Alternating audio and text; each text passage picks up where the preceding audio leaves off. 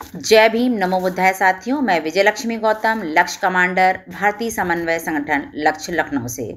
साथियों, जैसा कि आप सभी लोगों को ज्ञात है कि 2-3 दिन पहले भारत देश के संसद में देश के गृह मंत्री अमित शाह ने संविधान के निर्माता, दलितों, पिछड़ों, आदिवासियों, महिलाओं, वंचितों के मसीहा, महामानव, बोधिसत्व, विश्व रत्न बाबा साहब डॉक्टर भीमराव अंबेडकर का अपमान करते हुए कहा कि आजकल अंबेडकर अंबेडकर अंबेडकर अंबेडकर अंबेडकर का नाम लेना फैशन हो गया है और इतनी बार अगर भगवान का नाम लेते तो 7 बार स्वर्ग मिल जाता।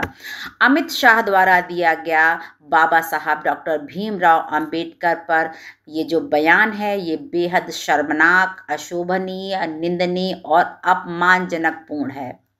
संपूर्ण भारत बाबा साहब का ऋणी है। बाबा साहब डॉक्टर भीमराव अंबेडकर का अपमान करने वाले लोग बाबा साहब डॉक्टर अंबेडकर का अपमान नहीं करते हैं, वह अपने आप पर थूकते हैं, क्योंकि ये देश बाबा साहब डॉक्टर अंबेडकर के संविधान से चल रहा है। बाबा साहब की विचारधारा की वजह से ये देश तरक्की कर रहा है। साथियों, बाबा साहब डॉक्टर अंबेडकर जिन्होंने भारत में रहने वाले दलितों, महिलाओं और पिछड़ों और वंचितों को सम्मानजनक तरीके से रहना का अधिकार दिलाया, विशेष तौर से महिलाओं को जिनका जीवन नरकीय था।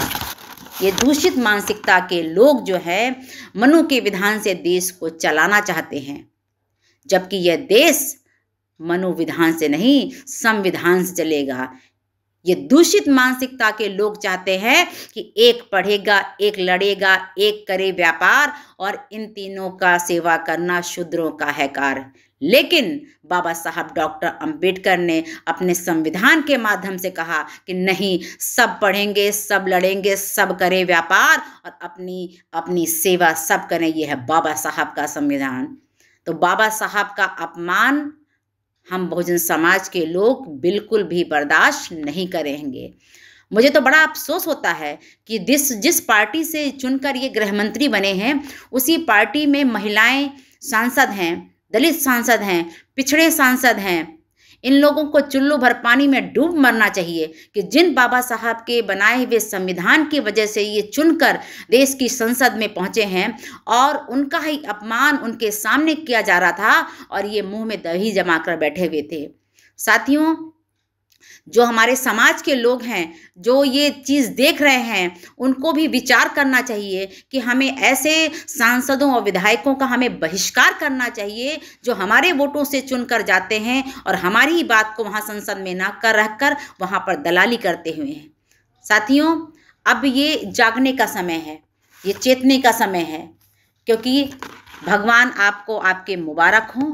हमारे भगवान काल्पनिक नहीं, ऐतिहासिक हैं, हिंसक भी नहीं, अहिंसक है, भेदभाव से दूर मानवतावादी हैं, शील, समाधि तथा प्रज्ञा से परिपूर्ण हैं, जिनके किए गए कार्यों एवं शिक्षाओं से इसी जीवन के प्रत्येक क्षेत्र में आगे बढ़ने की प्रेरणा और ऊर्जा मिलती है।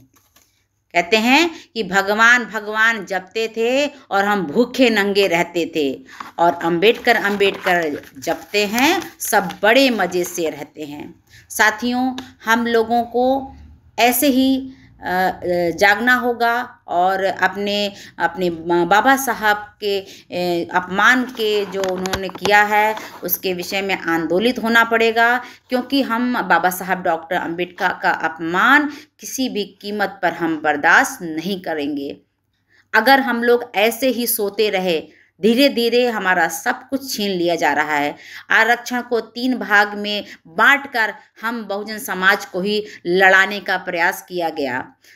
हर चीज़ को प्राइवेट कर दिया गया, नौकरियां समाप्त कर दी गईं और हमारी स्थिति पुनः जिस जात में जन्मो उसी जाति का कार्य करो, उसी दिशा में हमारे ले जाने का प्रयास किया जा रहा है। तो जागिए, आंदोलित होइए और बाबा साहब के अपमान जो हुआ है उसका प्रतिरोध करिए। सड़कों को पूरा नीले रंग से पाट दिया जाए। कहते हैं कि अगर अब हम नहीं जागे तो बहुत देर हो जाएगी। सब कुछ इन्होंने छीन लिया है। अब बाबा साहब का नाम और हमारा स्वाभिमान यानी कि हमारी बोलने की आज़ादी सिर्फ वही बची है, और अगर वही नहीं आप लोग जगे तो ये सब चीज़ पुनः हमसे छीन ली जाएगी। तो साथियों, आप लोगों से, सभी लोगों से निवेदन है कि जगें, आंदोलित हों। जहाँ कहीं भी बाबा साहब के सम्मान में हम खड़े हो रहे हैं, आप भी खड़े होइए। कहते हैं बाबा साहब का यह अपमान नहीं सहेगा भारत महान। जय भीम, जय भारत, जय संविधान।